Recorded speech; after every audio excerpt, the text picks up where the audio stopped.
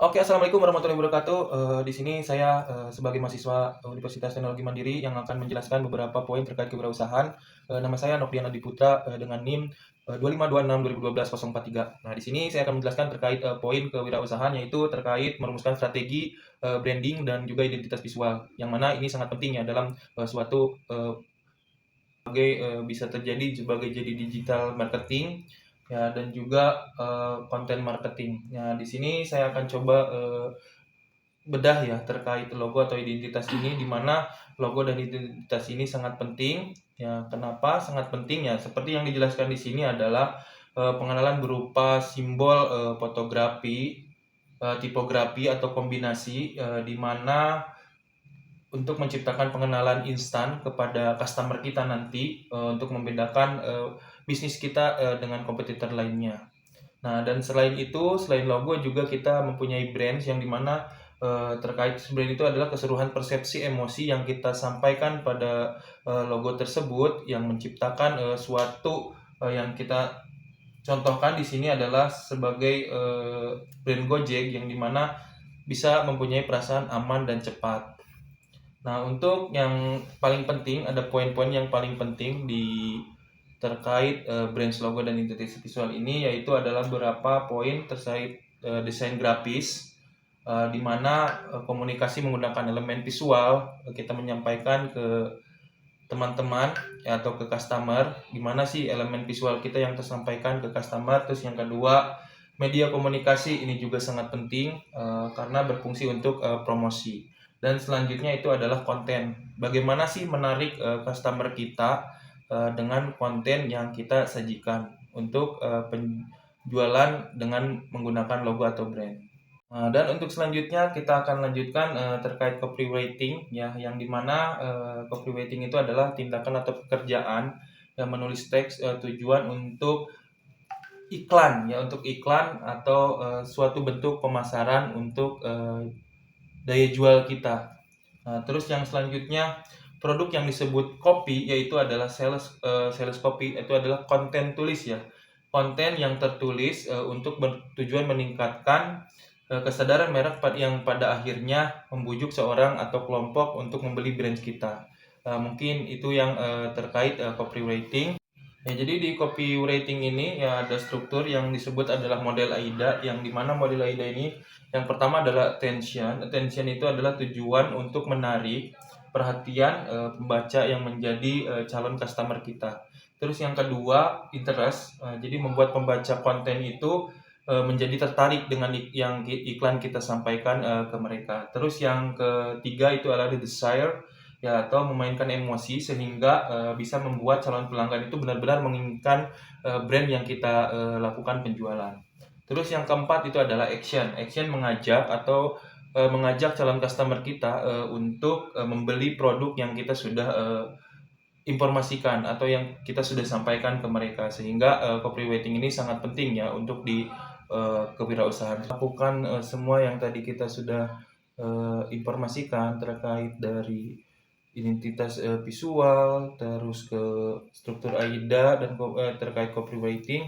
Nah, kita lanjut untuk melindungi hak intelektual proyek bisnis kita, yaitu kita harus mempunyai haki ya, terutama untuk penjual-penjual yang baru atau pengusaha baru, di mana perlindungan nama dan logo itu sangat penting.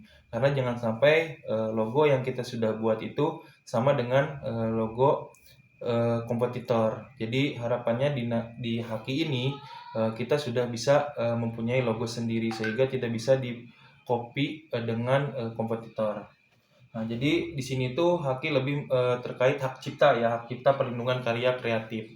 Jadi di mana melindungi karya seni sastra kita yang sudah kita buat itu tidak jatuh pada kompetitor. Terus yang ketiga itu adalah rahasia dagang ya, di mana informasi internal bisnis bersifat konfidensial atau sangat rahasia ya. Jadi jangan sampai beberapa poin ini bisa di copy oleh kompetitor. Oke, yang selanjutnya kita akan menjelaskan terkait mindset utama. Ini adalah poin yang sangat penting juga untuk di kewirausahaan, yaitu adalah terkait pitching versus presentasi, di mana ini adalah terkait presentasi ini adalah bertujuan untuk menyampaikan informasi yang kita punya ke customer, gimana caranya pitching ini bertujuan untuk membujuk, sedangkan untuk presentasi itu lebih menunjukkan fakta deskriptif.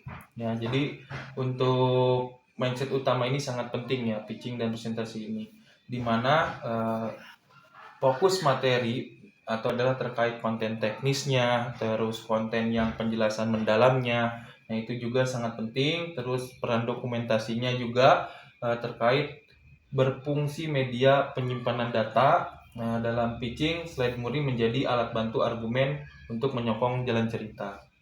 Oke, di sini kita poin yang selanjutnya adalah SOP pelayanan, di mana standar operasi dan prosedur ini yang dalam kewirausahaan atau dalam kita berjualan berniaga. Yang poin pertama itu adalah greeting, ya, sambutan dengan ramah, salam, contohnya selamat pagi, silahkan masuk.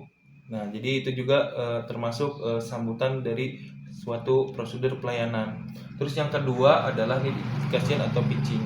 Bagaimana kita menawarkan sesuatu dengan plus solusinya sehingga pengunjung itu lebih tertarik dengan produk-produk kita. Terus untuk yang selanjutnya, mempresentasikan produk kita. Ya, jadi gimana antara manfaat atau hubungan langsung dengan customer, kita menceritakan produk kita itu manfaatnya apa, terus kelebihannya apa, itu bisa disampaikan ke customer. Terus untuk yang selanjutnya adalah handling objection, yang dimana mengenalkan ya value produk yang kita informasikan, terus kualitas daya tahannya seperti apa, terus pembelian tersebut di mana. Jadi itu lebih ke informasi yang untuk memudahkan customer kita mendapatkan produk kita. Terus untuk yang selanjutnya adalah closing atau taktik implementation, ya, di mana taktik ini adalah di sini digunakan terkait harga kita yang sudah diketahui sebelum barang kita sampai ke kasir. Terus untuk yang selanjutnya transaction per wheel. Nah, ini untuk mempermudah ya untuk transaksi, apalagi di area